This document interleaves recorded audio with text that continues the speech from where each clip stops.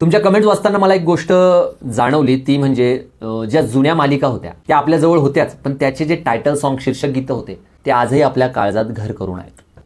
हे गाणं वाजलं की लोकांना समजायचं की आता सुधा जोशी यांची गोष्ट सुरू होणार.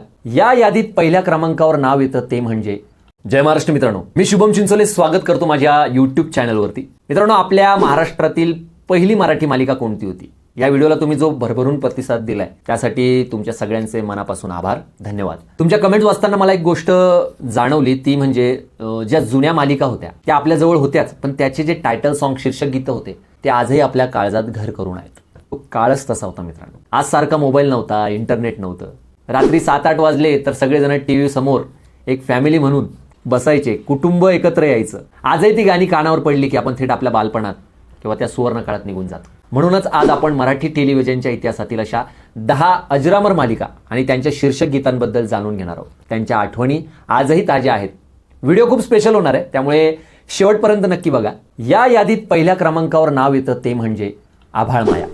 मित्रांनो, मराठी टेलिव्हिजनमध्ये ही अशी डेली सोप मानल्या जाते की जी प्रत्येकाच्या मनात घर करून आहे. आणि सुप्रसिद्ध गायिका देवकी पंडित यांनी गायलेलं हे गाणं प्रचंड गाजलं. दिग्गज संगीतकार अशोक पत्की यांनी या गाण्याला संगीत दिलं होतं. हे गाणं वाजलं की लोकांना समजायचं की आता सुधा जोशी यांची गोष्ट सुरू होणार आहे. दुसऱ्या क्रमांकावर आहे प्रत्येकाच्या चेहऱ्यावर हसू आणणारी मालिका, म्हणजेच श्रीयुत गंगाधर टिपरे. साधा, सरळ, सुटसुटीत टिपऱ्यांचा संसार. हे गाणं ऐकलं की मनात एक वेगळीच पॉझिटिव्हिटी निर्माण होते. श्रीरंग धायगुडे यांनी संगीतबद्ध केलेल्या या गाण्याने टिपरे कुटुंबाचा साधेपणा आणि मध्यमवर्गीय कुटुंबाचं प्रेम इतक्या सुंदर पद्धतीने मांडलं होतं की आज 20-25 वर्षानंतर हे गाणं ऐकताच मन प्रफुल्लित, प्रसन्न होतं.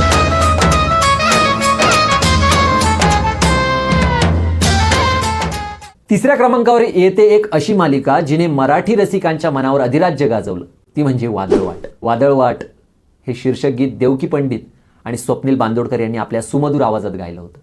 अशोक पत्की सरांनी संगीत लाभलेल्या या गाण्यामध्ये एक वेगळीच संतपणा आणि एक खोली होती जी अण्णा नाईक आणि चौधरी कुटुंबाच्या संघर्षाला अचूक पडद्यावर मांडायची.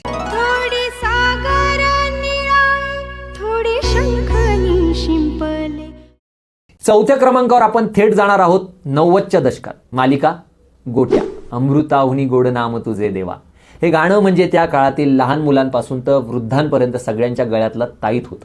महान संगीतकार यशवंत देव यांनी संगीतबद्ध केलेलं हे गाणं आजही ऐकलं की दूरदर्शनचा तो ब्लॅक अँड व्हाईट आणि रंगीत काळाचा संगम डोळ्यासमोर उभा राहतो.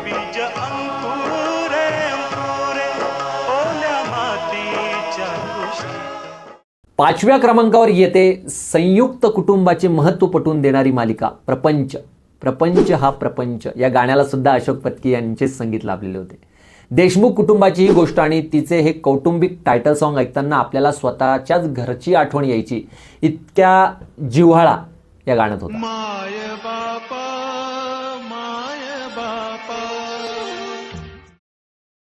सहाव्या क्रमांकावर येते एक अत्यंत प्रेरणादायी आणि ऐतिहासिक मालिका, ती म्हणजे उंच माझा झोका.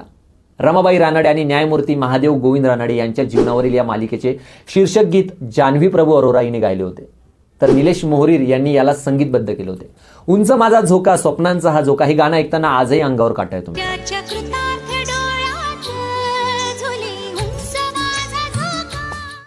7व्या क्रमांकावर आहे अवघाची हा संसार. देवकी पंडित यांच्या आवाजातील हे गाणे प्रचंड मेलोडियस म्हणजेच सुश्राव्य होते. संसारातील चढ उतार आणि नात्यांमधील गुंतागुंत या गाण्याच्या शब्दांमधून खूप सुंदर रीतीने व्यक्त केली. या गाण्याचे संगीतकार देखील अशोक पत्की सरच होते.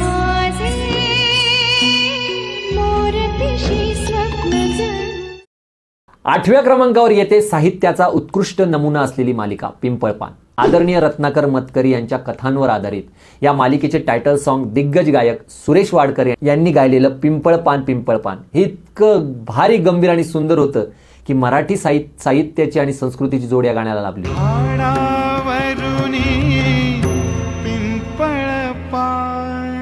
9व्या क्रमांकावर येते तरुणाईला वेड लावणारी एक रोमॅन्टिक मालिका, ती म्हणजेच माझी या प्रियाला प्रीत कळेना. स्वप्नील बांदोडकर आणि महालक्ष्मी अय्यर यांनी गायलेले शीर्षक गीत मराठी टेलिव्हिजनच्या इतिहासातील सर्वात आवडत्या रोमॅन्टिक गाण्यापैकी एक मानलं जातं. या गाण्याची चाल आजही तितकीच फ्रेश वाटते.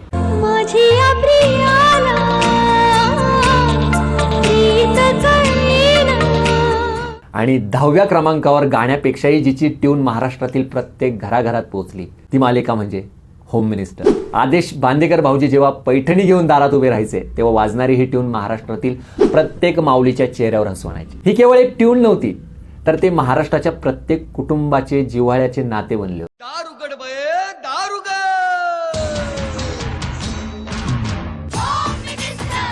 ही होती मराठी टीव्ही इतिहासातील ती 10 अजरामर शीर्षक गीते ज्यांनी आपल्या आयुष्याचा एक काळ समृद्ध केला.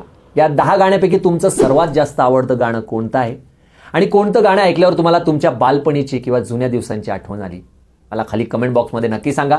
मी तुमच्या प्रत्येक कमेंटची वाट पाहत असतो. आणि ही माहिती आवडली असेल तर या व्हिडिओला एक लाईक नक्की करा.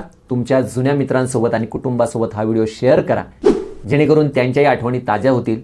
आणि अशाच रंजक आणि माहितीपूर्ण व्हिडिओसाठी आपल्या शुभम चिंचोले चॅनलला सबस्क्राईब करायला विसरू नका मित्रांनो. भेटूया पुढच्या एका अशाच खास व्हिडिओमधून. तोपर्यंत जय महाराष्ट्र.